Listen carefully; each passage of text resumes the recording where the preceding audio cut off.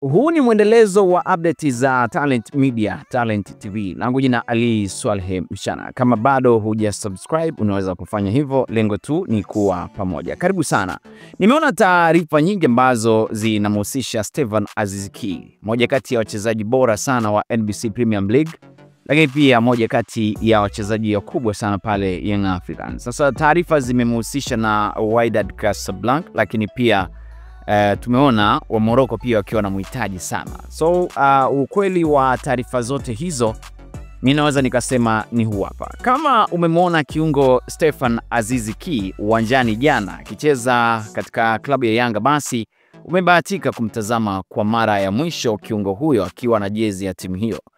Yanga jana Jumapili iliweza kumwaga rasmi kiungo huyo uwanjani, na wakati wowote kuanzia sasa anaweza kutimkia kwenda kujiunga na klabu mpya huko Afrika Kaskazini. Taarifa ya uhakika ni kwamba Yanga itamuuza Aziz Ki huko Morocco kwa klabu ya Wydad Athletic, ambayo imefanikiwa kufikia dau ambalo klabu ya Yanga ilikuwa inalihitaji. Wydad na FAR Rabat zote zilikuwa zinamwania sana kwa ukaribu kiungo huyo, lakini Wydad ikapiga bao kwa dakika za jioni, yani zile dakika za mwisho kabisa. Sasa ukiondoa dau la fedha ambalo Wydad atalipa Yanga, lakini Waarabu hao pia imeyatumia mashindano ya klabu bingwa duniani, mwanzo nilikwambia ni Afrika, klabu bingwa duniani itakayofanyika mwaka huu kama njia ya kumnasa mchezaji bora huyo wa ligi kuu bara msimu uliopita. Aziz Ki anatakiwa haraka sana kwenda Morocco kwenda kwa ajili ya kumaliza kila kitu kuhusu dili hilo, ikiwa ni kuwahi maandalizi ya msimu mpya. Lakini Yanga imelazimika kutumia mechi ya nusu finali ya kombe la FA kumwaga Aziz Ki kama heshima ya kuwa nahodha. Umeona jana pia, kama uliutazama mchezo wa jana, Aziz Ki alikuwa ni captain.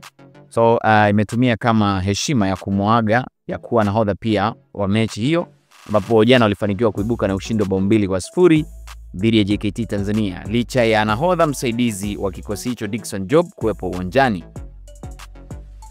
Lakini kiungo huyo alicheza kwa dakika 73 peke yake, na kabla ya kutolewa na nafasi yake kuchukuliwa na Clatous Chota Chama. Usiku wa jana, mara baada ya mechi ya FA, wachezaji wa Yanga na viongozi walifanya hafla fupi ya kumwaga kiungo huyo ambaye atatimkia haraka nchini mara baada ya kurejea jijini Dar es Salaam. Najua mchezo wa jana FA umechezwa pale Mkokwani, Tanga. Sasa hizo ndo taarifa ambazo ni za uhakika. Muda wote Ki Aziz anaweza kuondoka. Bana, hii ni Talent TV, Talent Media. Langu jina Ali Swaleh Mshana. Pale Instagram natumia Ali Swaleh_, lakini TikTok natumia Mshana OG. Lakini kwenye page yetu ya media unaweza kutufuata pale Instagram natumia Talent TV Tanzania. Asante, mimi naomba nikutakie utazamaji mzuri wa update zetu nyingine. Kwaheri.